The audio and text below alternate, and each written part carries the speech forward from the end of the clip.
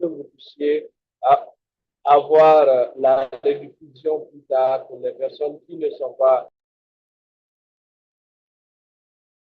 voilà, pour les personnes qui ne sont pas là. Je vais essayer d'épingler ma vidéo pour que vous puissiez la voir.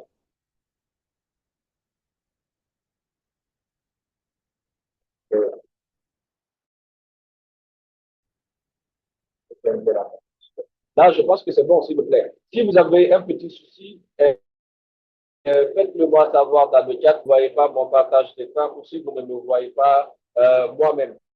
Donc, bienvenue, je suis Diallo Amadoukouri. Pour ceux qui ne me connaissent pas, je sais qu'il y a certains parmi vous ici, c'est la première fois de me suivre en live dans un Zoom,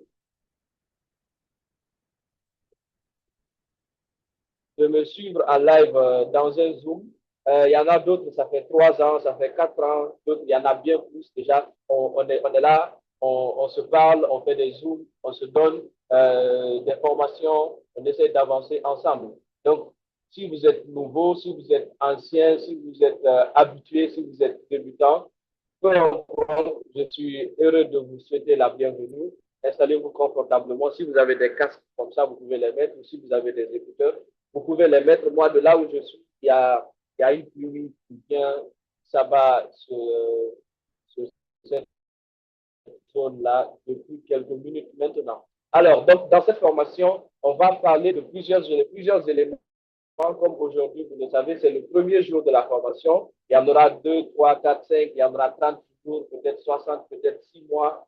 Mais ce qui est sûr, on va faire au moins un mois ensemble, tous les jours du lundi au jeudi, à la même heure, avec le même lien. Et vous aurez des rediffusions également sur YouTube. On va vous envoyer les messages. Mon équipe va vous envoyer des messages sur WhatsApp.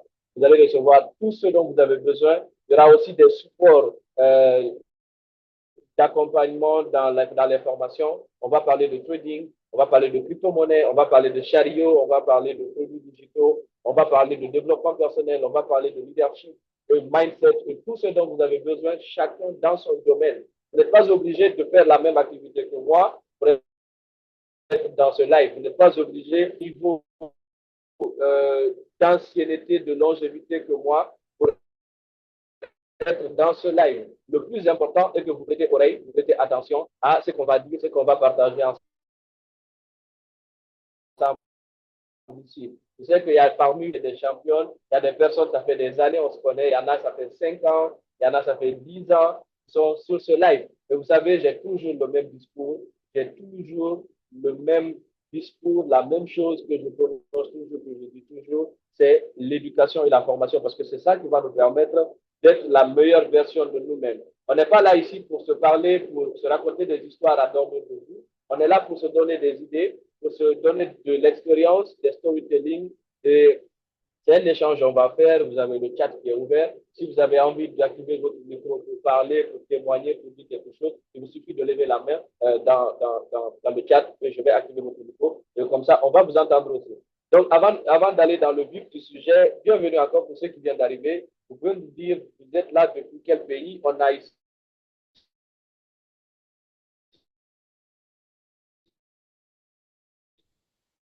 Benjamin qui est du Togo. On a Conakry à Bambeto précisément. On a Honor MTN qui nous suit également depuis. Ok, ok. On a Honor MTN qui nous suit depuis la Guinée-Conakry à Kipé. On a Amantidiane qui nous suit depuis l'Abbé précisément, en Guinée également. On a Angoussé Inital du Sénégal. On a Alassane de la Guinée-Conakry. Alors, on va aller sans transition. Je vais commencer par vous montrer quelque chose dont vous avez certainement déjà vu. OK, bienvenue, iPhone qui nous suit depuis Conakry. iPhone à ses frères Samsung ici.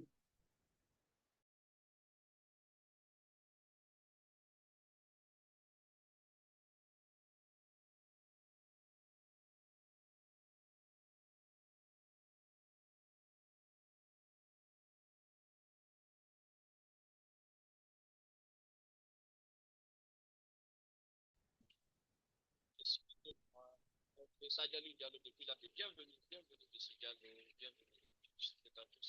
Ah ouais, ouais, excusez-moi, j'avais pris un appel là. Il y a il n'arrive pas à se connecter dans le live. Mais c'est enregistré déjà, ne vous inquiétez pas. Si on a un souci de connexion, espérons que ça ne soit pas de mon côté, mais ce que je dirais, tout ce que je veux vous montrer ici, vous pourrez revoir, regarder, revisualiser la vidéo.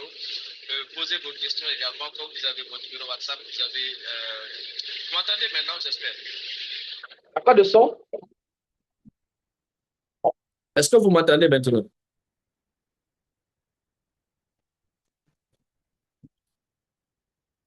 Ok, voilà, il faut que je me rassure on est au même niveau. Donc, je vais vous montrer une image par laquelle on va ouvrir ce bal. On va commencer à travers cette image-là. Certains l'ont vu il y a quelques années, d'autres seraient peut-être la première fois pour eux de voir cette image. Anyway, nous allons voir ça ensemble. Donc, je vais partager mon écran et je vais vous montrer cela. Merci pour vos retours dans le chat. Merci. OK, merci, Mr. Alassane, programme modérateur. Merci. Commencez à partager. OK, OK, let's go. Une image ici. Donc, on va commencer par voir cette image ici, ces différentes images que nous allons voir tout à l'heure ensemble. Alors, cette première image, elle vous dit quelque chose? Est-ce qu'il y a quelqu'un dans le chat qui peut nous dire que lui inspire cette image? Qu'est-ce que ça nous rappelle? Ou qu'est-ce que ça veut dire pour lui s'il sait? Comment on appelle ce cadran-là? Pour ceux qui le savent, vous pouvez déjà me dire ça parce qu'on va commencer par là avant d'aller dans les sujets techniques plus fort. Voilà, on a ici le cadran du cash flow. Merci Alassane. OK. Bon, apparemment, c'est Alassane celui qui connaît c'est quoi ça. Donc ici, vous devez savoir, pour ceux qui ne le savaient pas, vous devez le savoir. Pour ceux qui le savent, vous devez vous rappeler que il n'y a que par ces quatre moyens-là que les gens gagnent de l'argent. Si vous êtes là et que vous gagnez de l'argent, forcément, c'est par l'un de ces moyens, c'est par l'une de ces voies. Soit vous êtes un employé, soit vous êtes un self-employé, c'est-à-dire un auto-employé, soit vous êtes un business owner qui est un propriétaire d'affaires ou un entrepreneur ou un businessman, ou soit vous êtes un investisseur. Alors, on ne va pas se limiter qu'à ça sur la surface, on va aller donner quelques informations qui vont être capitales et substantielles pour vous. Ici, vous devez savoir que si vous êtes employé, je ne suis pas contre les employés. J'ai des employés, je ne suis pas contre l'emploi. Mais si vous avez un job, c'est que vous échangez quelque chose pour avoir de l'argent. Et tout le monde échange quelque chose pour avoir de l'argent. D'autres échangent leur temps pour avoir de l'argent. D'autres échangent leur expérience pour avoir de l'argent. D'autres échangent leur énergie pour avoir de l'argent. Anyway, est-ce que vous voyez l'écran? Est-ce que tout le monde voit l'écran? Avant que je continue. Si c'est bon pour tout le monde, est-ce que vous pouvez me mettre le 5 dans le chat? Vous mettez le 5 dans le chat, comme ça je vais savoir que on est tous au même niveau d'information. Merci, merci, merci. Ah, vous êtes chaud, patate, les gars, vous êtes chaud. Alors, donc je disais, si vous êtes employé, if you have a job, si vous avez un boulot, si vous avez un job, c'est que vous avez étudié quelque chose, vous avez appris quelque chose pendant des années, vous avez obtenu des diplômes, vous avez travaillé dur pour avoir ces bonnes notes-là, vous avez eu peut-être de l'expérience avec des stages ou des différents boulots que vous aviez faits, et vous avez maintenant votre activité, votre emploi. Et vous échangez votre temps, votre argent, votre énergie et votre connaissance que vous avez obtenue avec le temps. Maintenant, vous échangez ça contre de l'argent qu'on appelle souvent un salaire qui tombe à la fin de chaque mois pour d'autres. D'autres, c'est par semaine, d'autres, comment on appelle ça? Bi-hebdomadaire.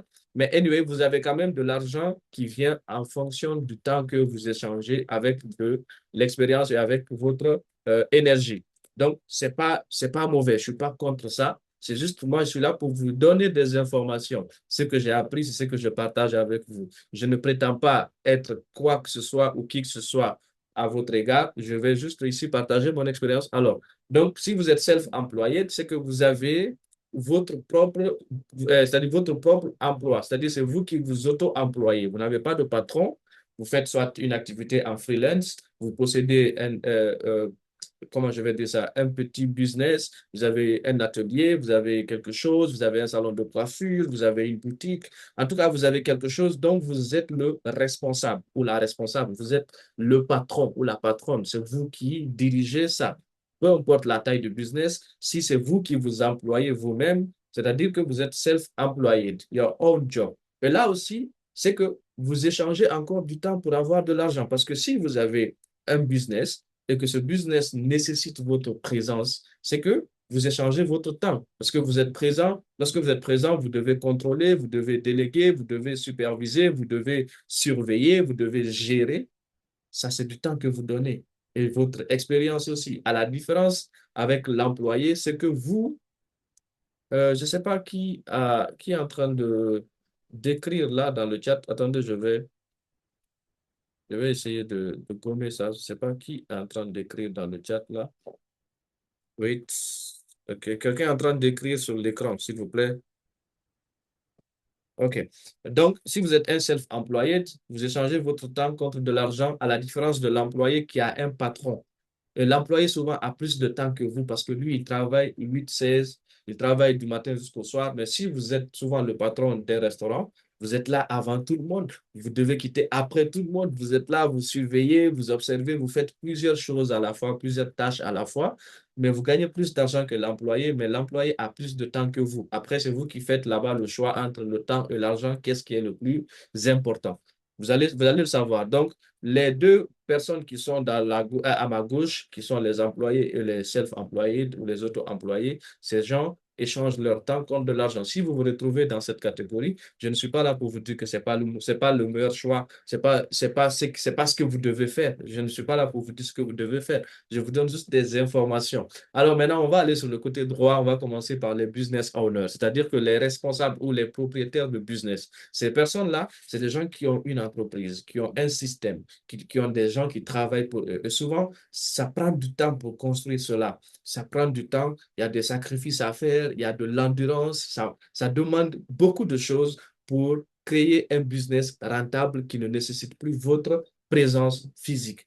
Donc, ça s'appelle maintenant un système. Et du moment où vous avez un système, peu importe si vous avez développé une application, si vous avez une équipe de personnes qui travaillent pour vous, si vous avez des employés qui sont indépendants de votre présence, de vous, c'est que vous gagnez de l'argent même si vous n'êtes pas là. Et c'est ça le plus dur à avoir. C'est-à-dire, il y a des personnes aujourd'hui, elles ne travaillent plus, elles ont déjà travaillé une fois, et à vie, elles gagnent de l'argent. Même quand elles dorment, il y a l'argent qui rentre. Elles ont beaucoup de business, elles ont beaucoup de personnes qui travaillent, elles ont soit un système qu'ils ont développé, et là, ils n'ont plus besoin d'être présents. Ils ne travaillent plus tous les jours. Ils ne travaillent pas du matin jusqu'au soir. Ils peuvent travailler que 2 heures par jour, et puis c'est fini. Ils peuvent travailler que 2 jours, 3 jours dans la semaine, 4 fois par mois, et puis le reste de l'année, ils sont en vacances ou ils se promènent ou ils voyagent. Donc, ça, c'est les personnes qui gagnent beaucoup d'argent, les grands entrepreneurs. Ensuite, on a les investisseurs. Ces personnes, c'est les gens qui ont leur propre investissement. C'est-à-dire que ces gens, c'est leur argent qui leur rapporte beaucoup plus d'argent.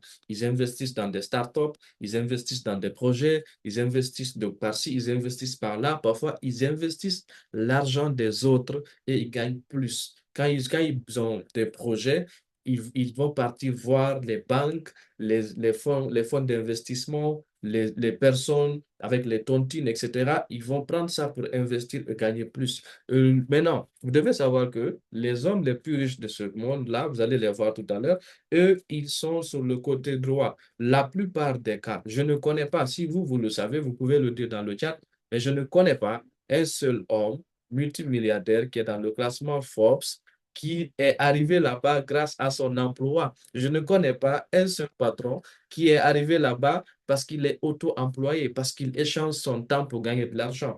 L'autre temps, il est limité. On n'a que 24 heures par jour. Donc, si tu es payé, par exemple, à 100 dollars de l'heure, tu ne peux pas travailler 30 heures par jour. Ça veut dire que si le rapport entre tes revenus, c'est-à-dire tes revenus correspondent souvent à tes heures de travail, c'est que tu as des revenus limités. Tu ne peux pas travailler au-delà de 24 heures parce que tu dois dormir, tu dois te reposer.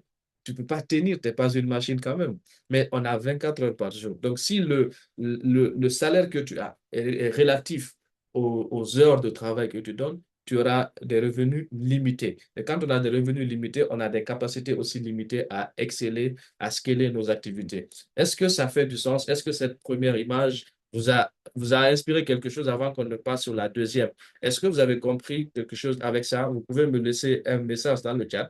Je veux savoir si on est tous au même niveau d'information. Je sais que ça va paraître un rappel, un simple rappel pour d'autres, mais pour d'autres, ça, c'est déjà quelque chose qu'ils connaissent, ils maîtrisent, ils ont même lu le livre là. Vous pouvez avoir le livre, c'est le livre de Robert Kiyosaki, c'est lui qui a fait ce schéma-là dans son livre de cadran, le cadran du cash flow ou dans le livre Père riche, Père pauvre aussi, Rich and Poor Dad, vous allez avoir ça là-bas. Il donne plus de détails, plus d'informations. Alors, maintenant, on va voir la pyramide d'Abraham Maslow. Qui sait ce que c'est que la pyramide d'Abraham Maslow?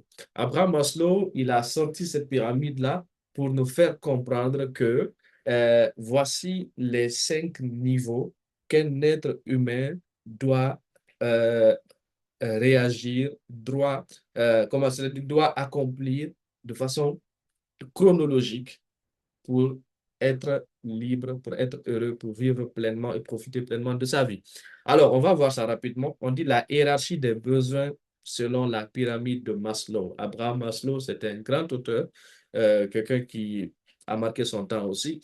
Donc, il dit dans le premier niveau, vous voyez, le niveau le plus élargi, c'est-à-dire la base. Vous savez, quand on parle d'une pyramide, il y a la base, la partie qui supporte toute la structure, c'est la base de la pyramide. Donc, la partie la plus élargie et la plus grande, ça veut aussi dire que c'est la partie sur laquelle on doit passer le plus de temps.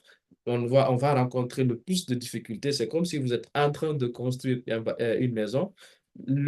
Si, en fonction de la taille de la maison, c'est comme ça que vous devez travailler beaucoup plus sur la fondation. Vous allez passer plus de temps sur la fondation. Et après, ça va passer. Vous connaissez tous les arbres. Inspirez-vous de la nature. Vous regardez tous les grands arbres que vous voyez, les baobabs, tous les grands arbres ont des racines très, très, très solides, très ancrées sur le sol parce que ces racines-là prennent du temps dans le sol. Ça ne se fait pas en un mois, en une année ou même en 10 ans. C'est bien plus que ça. Il y a des baobabs qui ont plus de 50 ans. Il y en a qui ont bientôt 100 ans ou plus que 100 ans. Donc, ici aussi, c'est la même chose. Dans la première partie, dans la base de votre pyramide, c'est-à-dire si vous voulez vous construire une vie épanouie, une vie accomplie, si vous voulez vous accomplir, être utile à vous et aux autres, comme l'a dit la définition de la richesse selon Co-Simon, la réussite, c'est lorsque tu es utile à toi et aux autres. Donc, c'est ça, être quelqu'un de réussi, quelqu'un qui a réussi. Donc, dans la première partie, on nous parle des besoins physiologiques. Les besoins physiologiques, on a la faim, la soif, la survie, la sexualité, le repos et l'habitat. C'est-à-dire que il vous faut impérativement, si vous êtes dans ce live-là, il vous faut laisser toutes vos occupations, toutes vos préoccupations qui ne sont pas liées à la solution de ces 5 ou 6 problèmes qui sont mentionnés ici. C'est-à-dire, est-ce que vous avez faim?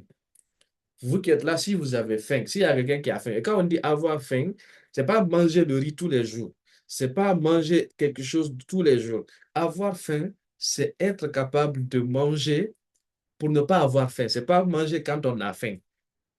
Être capable de manger quand on a faim. C'est-à-dire, un pays ne peut être stable que si il commence à être autosuffisant sur le plan alimentaire.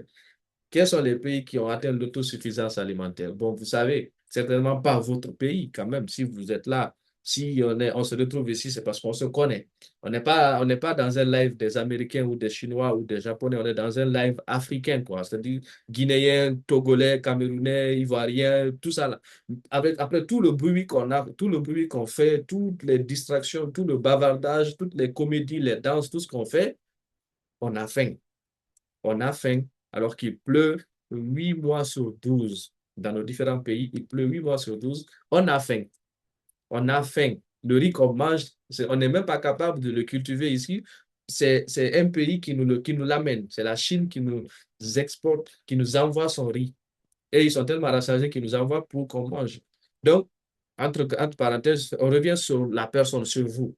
Si tu es là et que tu n'arrives pas à manger à ta faim, manger ce que tu veux, Je ne dis pas manger du caviar, hein. Je sais, je vais essayer de limiter. C'est pas, je vous ai dit qu'on ne va pas se donner des histoires à dormir debout ici. Je dis, si tu n'es pas capable de manger ce que tu veux, quand tu veux, comme tu veux, c'est que tu as faim. Si tu as soif, ah bon, c'est pas, il ne suffit pas de boire de l'eau pour dire que voilà, j'ai pas soif. C'est pas ça qui va faire de toi un assouvi. Il faut boire ce que tu veux. Si tu ne bois pas l'alcool, tu peux boire des champagnes. Je vous rappelle qu'il y a des champagnes qui ne sont pas alcoolisés. Pour les personnes qui pensent que quand on dit qu'on boit du champagne, on boit la bière, détrompez-vous. Donc, si vous avez soif, est-ce que vous survivez? Ah, là, c'est quelque chose de très important parce que là, j'ai compris une chose. Avant, je faisais mes zooms, je pars dans les trucs techniques, trading, crypto, chariot, j'explique. Après, le gars est là, il a des problèmes plus sérieux que ça, mais lui-même, il ne comprend pas. Il a mal, mais il ne sait pas où il a mal. Alors qu'il a faim, il a soif, il survit, c'est-à-dire, il vit le jour au jour. Chaque jour est un miracle pour lui. S'il se lève le matin et qu'il tient jusqu'au soir, c'est un miracle que Dieu a fait dans sa vie. Donc, quelqu'un comme ça ne peut pas facilement comprendre certaines choses. Et moi, j'ai découvert cette pyramide un peu plus tard. Alors que j'étais là, j'avais sauté les étapes. Vous allez comprendre que vous avez des priorités d'abord avant d'aller chercher à faire autre chose. Il y a des choses dont vous avez besoin. On n'a pas dit envie physiologique, on a dit besoin. Faites la différence entre une envie et un besoin. L'envie, c'est quelque chose que vous voulez. Le besoin, c'est quelque chose que vous devez. Vous comprenez la différence? L'envie, vous voulez l'envie. Le besoin, vous le devez. C'est-à-dire, vous devez ça. Vous devez faire ça pour être là où vous êtes. Donc, les besoins physiologiques, on amène à la survie. Est-ce que tu vis le jour le jour? À quel point ta vie, elle est menacée? À quel point, si dans ton pays, est-ce que ton pays a des appareils respiratoires que si tu fais un accident, tu te cognes la tête dans la circulation. Déjà, tu ne portes pas de casque, tu es tout le temps sur les motos. Si tu te cognes la tête, est-ce que ton pays a des neurochirurgiens qui peuvent s'occuper de toi? Je ne dis même pas que si tu as l'argent pour ça. Est-ce que même si tu as l'argent, il y a des gens qui sont capables de le faire? Est-ce que si tu tombes tout de suite là, malade, tu fais une crise, est-ce qu'on a quelque part où t'amener pour te sauver la vie? Si tu n'as pas toutes ces conditions-là, c'est que tu survis, tu vis le jour au jour. Parce que ça veut dire que pour quelque chose, pour rien, tu peux mourir et puis c'est fini. À tout moment et à n'importe quelle heure, tu peux disparaître et puis c'est fini. Donc, si tu es dans cette situation aussi, c'est un problème que tu dois vraiment, vraiment, vraiment, vraiment, euh, sur lequel tu dois te pencher pour trouver la solution le plus rapidement et le plus urgemment possible. La sexualité. Bon, là, je ne vais pas trop m'attarder là-dessus. De toute façon, vous êtes très occupé sur ce point-là. Mais bon, on va continuer. Le repos. À quel point, quelle est la qualité du sommeil que vous avez? Quand on parle du sommeil, ce n'est pas dormir de 20 heures à 10 heures ou à 12 heures. Ce n'est pas les longs sommeils, mais c'est les sommeils de qualité. Est-ce que vous dormez bien? Est-ce que là où vous dormez là, est-ce que vous avez, quand vous rentrez dans votre chambre, est-ce que vous vous sentez bien, vous vous sentez à l'aise? Ou bien vous partez seulement lorsque vous succombez? Parce qu'il y a des gens, ils ne dorment pas, ils succombent. C'est-à-dire, le gars, il s'assoit quelque part au salon, à la terrasse ou au dehors. C'est lorsque vraiment il ne peut plus tenir, son téléphone tombe dans sa main ou il commence à perdre ses esprits, il va aller se coucher. Je ne parle pas de ça. Je parle des personnes qui ont le soleil dans leur chambre très tôt le matin. Si votre chambre est obscure, si l'air ne rentre pas, même si vous avez un climatiseur, même si vous avez un ventilateur, si l'air naturel ne rentre pas dans votre chambre, vous ne dormez pas. Vous succombez. Tous les soirs, vous succombez. Si les rayons du soleil le matin ne pénètrent pas votre pièce, votre chambre, vous allez avoir des maladies, vous allez souffrir et vous n'allez pas vous en sortir. S'il y a de l'humidité dans votre maison, si les murs sont humides, s'il y a de l'humidité, là où vous dormez, là où vous, c'est pas, je ne suis pas contre le fait de dormir par terre. Moi, je connais des gens qui ont l'argent qui dorment par terre. Ils ne peuvent pas dormir sur un matelas. C'est pas ça. Mais s'il y a de l'humidité là où vous êtes, les gars, vous devez changer ça le plus rapidement possible. Je sais de quoi je vous parle. Faites vos recherches, informez-vous sur les problèmes par rapport à là où vous dormez. Là où vous dormez, si c'est pas, si en fait, si c'est pas comme vous voulez, la plupart des cas, vos activités ne vont pas marcher. Vous allez croire que c'est les marabouts, c'est les sorciers, c'est les gens, c'est ceci, c'est cela. Mais c'est de là où tu dors. Parce qu'il y a des choses qui se passent dans ton sommeil que tu ne peux pas comprendre, que tu ne connais pas. Alors, on va aller maintenant le toit, l'habitat. Bon, voilà, ça aussi, on se bat, on lutte ensemble. Mais vous devez juste comprendre que voici la première chose les premières choses sur lesquelles vous devez travailler très dur, investir votre temps, votre argent, votre énergie pour résoudre ça. La famine, la soif, la survie, la sexualité. Contrôlez-vous sexuellement, le repos, dormez, ayez des sommeils de qualité, pas des sommeils durs qui durent, qui prennent du temps, mais des sommeils de qualité. Ensuite, si vous avez la chance ou la possibilité d'avoir un bon toit, faites-le. Alors, la deuxième partie de la pyramide, on a ici le besoin de sécurité. La deuxième partie de la pyramide, c'est le besoin de sécurité. Vous devez vous sentir en sécurité, vous devez faire confiance. On n'a pas dit que les gens te fassent confiance. Quand j'entends les gens dire que ben, moi, je fais plus confiance aux gens, je fais plus confiance aux femmes, je fais plus confiance aux hommes, c'est souvent un abus de langage. Parce que pour être confiant, on a besoin de faire confiance. Le fait de faire confiance aux autres, c'est un besoin. C'est un besoin. Et les gens vont toujours trahir votre confiance. Les gens vont toujours vous planter des couteaux dans le dos. Mais vous avez besoin de ça pour vous sentir en sécurité. Parce que tu ne peux pas être là, tu ne peux pas dormir bien si tu sais que ta vie est menacée là où tu es. Ta famille, elle est menacée là où tu es. Tes biens, tes activités, tes affaires, tes entreprises, ton argent, tout ce que tu as, tout est menacé. Tu ne peux pas avoir la tranquillité quand tu es quelque part où tout est menacé autour de toi. Donc, tu dois te sentir en sécurité. Après avoir résolu tous les problèmes physiologiques, on va maintenant attaquer les besoins de sécurité. Donc, qui veulent dire quoi? Se sentir en sécurité et faire confiance. Ensuite, on a maintenant la troisième partie de la pyramide, le besoin d'appartenance. On a besoin d'être aimé, on a besoin d'être écouté, on a besoin d'être compris, on a besoin de l'estime des autres. Oh, on a aussi besoin de faire partie d'un groupe, on a besoin d'avoir aussi un statut. C'est extrêmement important. On a besoin d'avoir tout cela.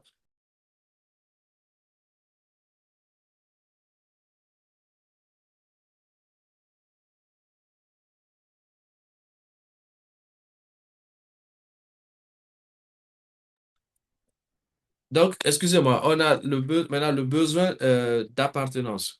Être aimé, être écouté, être compris, et avoir l'estime des autres. Mais ça, je vous fais une petite précision. Vous ne saurez avoir cela que si vous donnez ça. Vous ne pouvez pas avoir ce que vous ne donnez pas. C'est injuste. Si vous donnez de l'amour, vous serez aimé. Si vous donnez de l'oreille, vous serez écouté. Si vous donnez de la compréhension, si vous essayez de comprendre les autres, ils vont essayer de vous comprendre. Si vous avez de l'estime pour les autres, si vous ne vous croyez pas au-dessus des gens, les gens vont toujours vous mettre devant. Mais si tu te crois au-dessus des gens, ils vont toujours te piétiner. Ça, c'est clair. C'est 1 plus 1 est égal à 2. Vous devez ou vous avez besoin de faire partie d'un groupe. Et quand on dit un groupe, ça veut dire beaucoup de choses. Vous avez besoin de faire partie d'une communauté, d'une cause, de soutenir quelque chose, d'avoir une idéologie, d'avoir une conviction, d'avoir une appartenance quelconque, on a besoin de ça pour vivre heureux. Pour être libre, on a besoin d'appartenir à un groupe. C'est pourquoi vous allez voir qu'on est tous là, mais chacun a son groupe, chacun sait quelle est sa classe. C'est la récréation parfois qui mélange les gens, mais à la fin de la récréation, chacun connaît sa classe et sa place. La vie aussi, c'est comme ça. Parfois, c'est les réseaux sociaux qui mélangent les gens, parfois, c'est les événements, c'est les occasions qui nous mélangent à d'autres personnes, mais quand les vraies choses commencent, chacun vraiment sait de quoi l'autre est capable, qu'est-ce que l'autre est, de quoi vraiment il est capable. Ensuite, on a maintenant la quatrième partie, le quatrième niveau de la pyramide. On a le besoin d'estime. On a besoin on a besoin d'avoir le sentiment d'être utile. Ça, c'est extrêmement important. Vous vivez avec des gens, mais vous ne leur servez à rien. Vous êtes dans une famille, vous êtes dans une maison, vous avez des colocataires, ou vous vivez seul, ou vous avez des parents, vous avez des gens, mais vous n'achetez même pas une miche de pain, vous ne ramenez rien, vous ne rapportez rien, mais vous n'allez pas être heureux. Évitez, arrêtez de vivre, même si vous êtes dans la maison, là où vous êtes né, vous avez grandi, vous avez atteint l'âge maintenant. Au moins, chacun ici, je pense qu'on a au moins chacun 18 ans. Ça ne veut pas dire que maintenant qu'on est des enfants ou on doit se comporter comme des enfants. Parce que vous gagnez tous de l'argent. Vous gagnez au moins 5 000, 10 000 au moins par semaine ou par mois. Il n'y a pas quelqu'un ici qui ne gagne pas au moins 10 000 par mois. C'est impossible.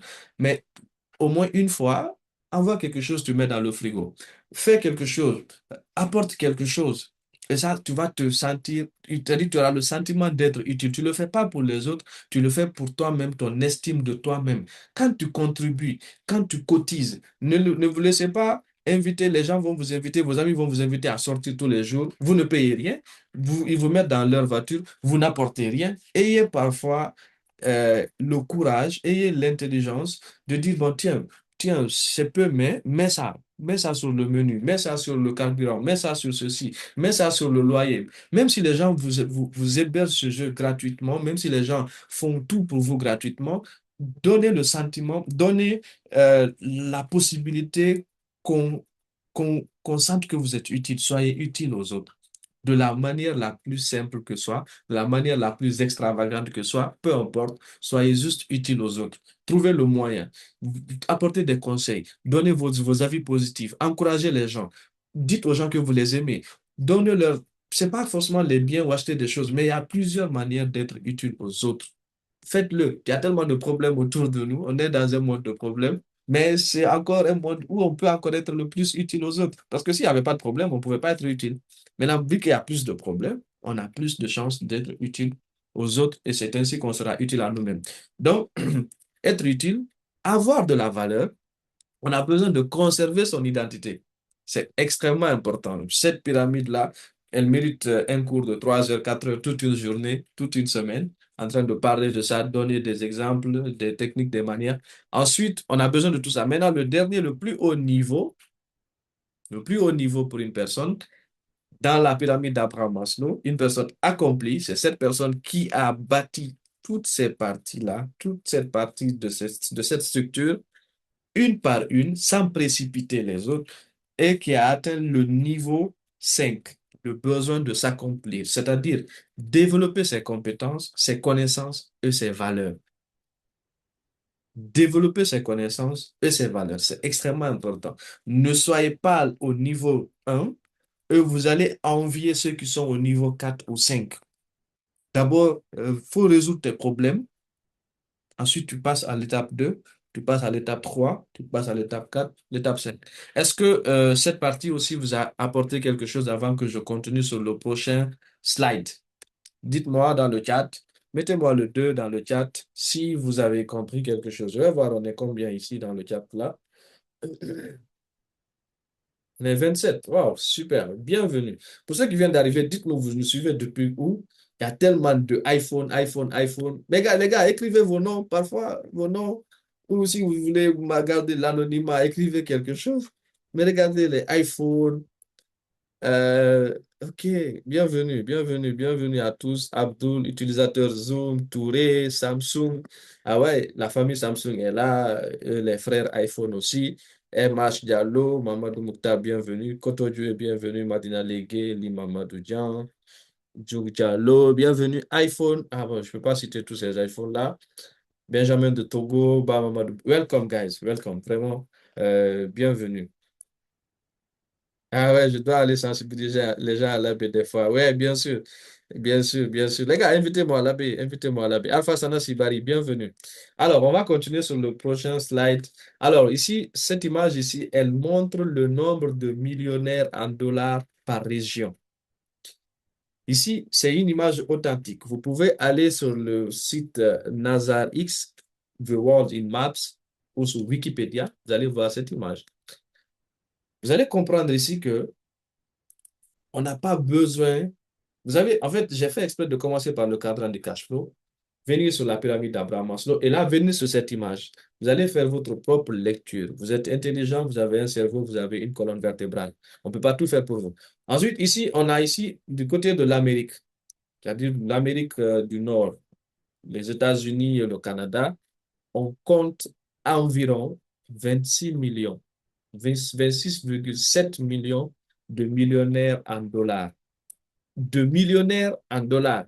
Écoutez attentivement, c'est très important cette image parce elle va vous permettre de savoir qu'est-ce que nous sommes, qu'est-ce que nous faisons Et quelles sont nos priorités? Du côté des États-Unis et du Canada, on compte entre 26 millions, 26,7 millions de millionnaires en dollars. Du côté de l'Amérique du Sud, en commençant par le Mexique jusqu'en Argentine, au Brésil, tous les pays de l'Amérique latine, on compte 915 000 millionnaires en dollars. 915 000 personnes ont au moins 1 million de dollars. Donc, sont au moins millionnaires en dollars. Ensuite, du côté de l'Europe, on a 16,7 millions de personnes qui sont aussi millionnaires en dollars. De l'Asie-Pacifique, donc on va parler là de la Chine, de l'Inde, de l'Indonésie, jusqu'en bas, on a environ 17,7 millions de millionnaires en dollars. Et voilà, chez nous, en Afrique, on a 352 000 personnes. Donc, les autres, c'est 26 millions aux États-Unis, 16 millions en Europe, 17 millions en Asie, 915 000 en Amérique du Sud, et 352 000 en Afrique. Encore une précision, euh, la grande majorité de ces 352 000 millionnaires en dollars qui sont en Afrique sont dans les pays anglophones, l'Afrique du Sud, le Nigeria, le Ghana, le Kenya. Le plus souvent, ce sont ces grands pays-là, les pays anglophones. Les pays francophones et lusophones se débrouillent, sont dans la course, sont en train de lutter, mais c'est chaud quand même. Ensuite, on va avancer sur cette image rapidement. Ici, voici le top 10 des hommes les plus riches du monde en mai 2026. Donc, le mois dernier, ça a été, il y a eu cette mise à jour le mois de mai dernier. On a en tête de liste. En fait, ici, on est en train de, là, c'est le classement des hommes qui ont le plus d'argent. Ça ne veut pas forcément dire que ce sont les plus riches si on n'a pas la même définition de la richesse. Mais en tout cas, on est tous unanimes là-dessus. C'est les gars-là qui gagnent le plus d'argent dans le monde. Là, à ce moment, on a Elon Musk, qui est PDG de Tesla, de SpaceX, XAI, qui gagne, ou qui est dans les 800 milliards de dollars. C'est la première personne de toute l'histoire de l'humanité à avoir atteint ce niveau de richesse. C'est clair qu'il sera le premier trillionnaire en dollars dans le monde. Et vous le savez, c'est quelqu'un de très riche. Voilà, vous savez un peu comment il est, qu'est-ce qu'il fait. Donc voilà. Là, on a en deuxième niveau, on a Larry Page. Larry Page qui est le PDG de Alphabet et de Google, le cofondateur de Google, qui est dans les 300 milliards de dollars. Je pense qu'il a dépassé ça, mais ça, c'est une image qui date du mois de mai. Ensuite, on a Sergey Brin, qui est aussi maintenant le cofondateur de Google aussi, parce que c'est les deux là. Le deuxième et le troisième, ils ont la même entreprise, Google, Alphabet, qui est aussi dans les 280 milliards de dollars. Ensuite, on a Jeff Bezos d'Amazon, il y a quelques années, qui était l'homme le plus riche du monde, qui est sur Amazon. Amazon, que vous connaissez, beaucoup d'autres entreprises, Blue Origin, que vous connaissez, c'est lui qui est le PDG. Donc, il a 230 milliards de dollars. Ensuite, on a Mark Zuckerberg, qui est le PDG de Meta. Meta, on parle de Facebook, Instagram, WhatsApp, Messenger, Streets, voilà, beaucoup d'autres plateformes. C'est lui qui est derrière ça. Il a 200 milliards de dollars. Ensuite, nous avons Larry Ellison, le PDG de Oracle. Oracle, c'est une très grande entreprise dans le monde qui pèse aujourd'hui, il pèse 180 milliards de dollars. Ça, c'est sa fortune personnelle. On n'est pas en train de parler des fortunes de leurs entreprises, mais c'est leur fortune personnelle. Ensuite, nous avons Michael Dell, qui est le PDG de Dell, les marques Dell, les PC Dell que vous avez là, voici le fondateur. Il est dans les 150 milliards de dollars. Ensuite, nous avons Jensen Huang, qui est le PDG de NVIDIA, c'est eux qui font les puces électroniques, c'est eux qui sont dans l'IA, dans l'intelligence artificielle. Il est dans les 140 milliards de dollars.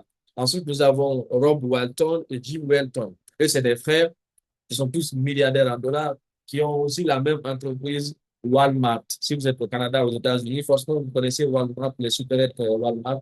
Voici les deux fondateurs. Donc, cette image, qu'est-ce que je veux que vous compreniez dans ça? Regardez les domaines d'activité de ces personnes. Regardez les domaines d'activité de ces gens-là.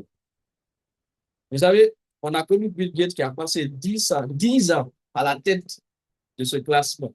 Pendant 10 ans, Bill Gates n'a pas été déclassé en tant que l'homme le plus riche du monde. Je pense même que c'est le plus populaire. Bill Gates. Ensuite, regardez leur domaine d'activité. Si on prend Musk, c'est vrai qu'il est dans SpaceX, il est dans Tesla, c'est l'automobile, les voyages vers l'espace, mais il est dans X et XAI. Il est l'un des grands investisseurs de OpenAI. Peut-être que vous avez suivi son activité avec, il est en justice avec Sam Altman, le PDG de ChatGPT, parce qu'il avait investi dans ChatGPT. Il est derrière beaucoup de projets. Si on prend Google, les deux, le deuxième et le troisième, les deux frères là, Larry Page et Sergey Brin, c'est les deux fondateurs de Google. Google est dans quel domaine? On prend Amazon. Amazon est dans quel domaine? Meta est dans quel domaine? Oracle est dans quel domaine? Dell est dans quel domaine? Nvidia est dans quel domaine?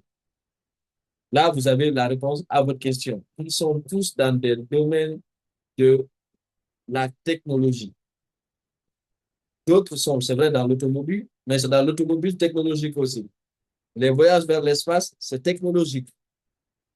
Internet, c'est technologique. Amazon, Meta, ils sont tous vers quelque chose.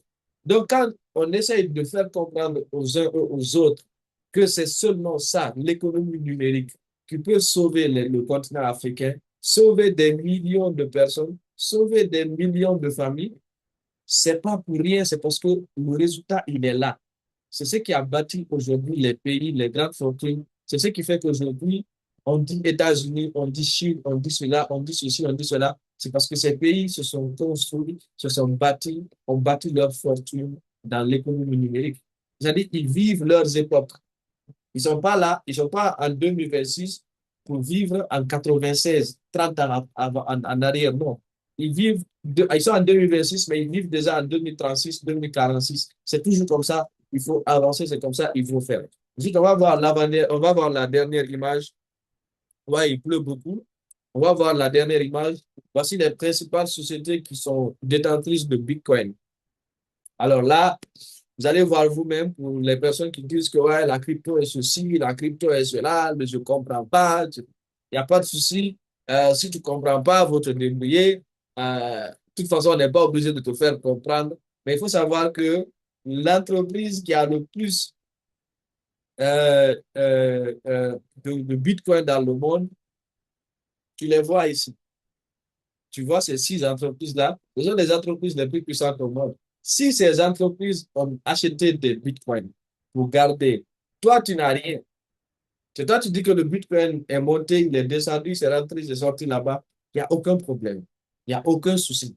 On a MicroStrategy LLC, l'entreprise de Michael Saylor.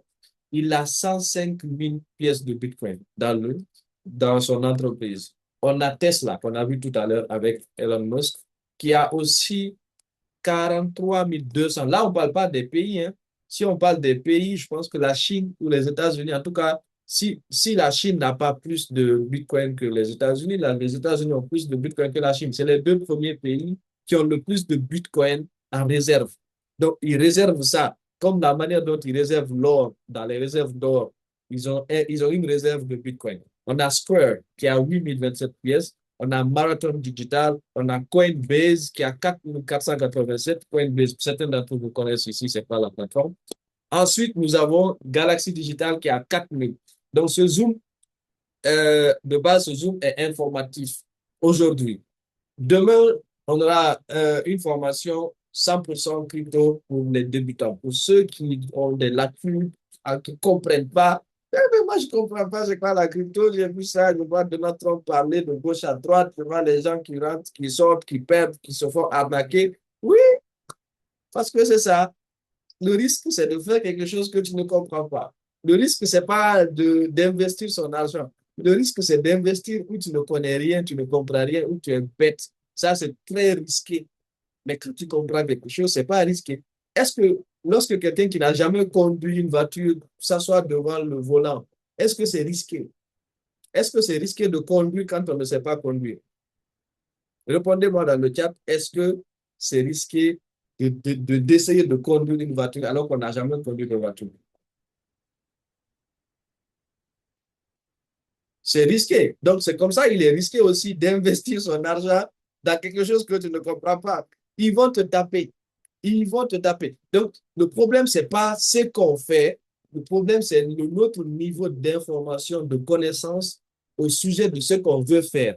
C'est ça. Les gens ne veulent pas se former. Les gens ne veulent pas s'éduquer. Les gens, ils sont là, ils pensent que l'information va venir les chercher, les trouver à l'école, à l'université, à la télévision ou sur les réseaux sociaux. Vous n'avez pas compris. Si vous attendez que la vraie information passe euh, à la télévision ou à l'université ou en famille ou je ne sais où, vous êtes en train de vous tromper. Les vraies informations, vous devez les chercher, vous devez payer, vous devez avoir des mentors, vous devez assister à des conférences, vous devez payer des livres, il y a tellement de choses à faire pour découvrir la vraie information. C'est pas aller regarder deux vidéos sur YouTube. Je suis d'accord qu'il y a des bons contenus. Il y a beaucoup de contenus qui parlent du sujet, mais vous ne pouvez pas vous lire à ça. C'est comme un peu les zooms qu'on va faire là. On va vous donner des informations. Moi, je ne suis pas là pour vous former. Je suis là pour vous donner des pistes. Si vous êtes capable de prendre ces pistes-là, vous pouvez en faire quelque chose de très grave. Vous pouvez prendre, ici, là, il y a quelqu'un qui demande c'est quoi le Bitcoin dans le chat. Vous voyez, lui, par exemple, le moment où tu as entendu c'est quoi Bitcoin, mais il ne vient pas vous demander, va sur ChatGPT, va sur Google, tape là-bas. C'est quoi Bitcoin? Tu as une définition, tu ne comprends pas, maintenant tu viens poser tes questions. C'est juste un exemple, en fait. Le Bitcoin, c'est la mère des crypto-monnaies, c'est la plus grande, c'est la première crypto-monnaie au monde, et je pense que c'est la seule même. Voilà, on va voir ça. Après, je vais vous expliquer pourquoi je pense que le Bitcoin, c'est la seule crypto-monnaie. Toutes les autres, c'est des altcoins, mais le Bitcoin, je pense, pour moi, c'est la seule crypto-monnaie qui reste. Donc, demain, on va se voir à la même heure. Euh, on verra le même programme. Ce live, il sera enregistré. Vous allez le retrouver, vous allez retrouver la rediffusion sur YouTube. J'espère que vous avez compris un peu. Est-ce que vous avez des questions? Est-ce que vous avez des parties que vous n'avez pas bien compris par rapport à ce qu'on a vu tout à l'heure dans ce live? On va revenir là-dessus et vous me le dites, s'il vous plaît. Est-ce que vous avez des parties, vous avez une phrase, quelque chose que vous n'avez pas compris qui a été plus technique? Mon adresse, ok. Donc là, je sais pas. Je pense que vous allez pouvoir m'écrire sur WhatsApp ou à travers qui vous a donné le lien, vous allez pouvoir remonter tout ça là. Oui, je vais parler des mêmes points demain. On a une formation 100% crypto-monnaie demain. Demain, on a une formation 100% crypto.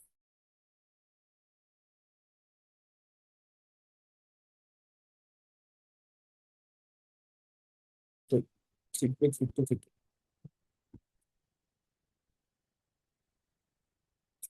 Est-ce qu'il y a des questions? Il n'y a pas de questions. Voilà, je vais vous envoyer. OK. On va se retrouver demain. Il est 18 heures. On va se retrouver demain pour la même formation, à la même heure. On va parler de crypto-monnaie demain. Euh, Allez, portez-vous bien. Prenez soin de vous, que vous soyez. Partagez de l'amour, love and peace. Love you all. Have a good day pour ceux dans la journée. Passez une agréable fin de journée depuis votre position. Merci à tous. Let's go.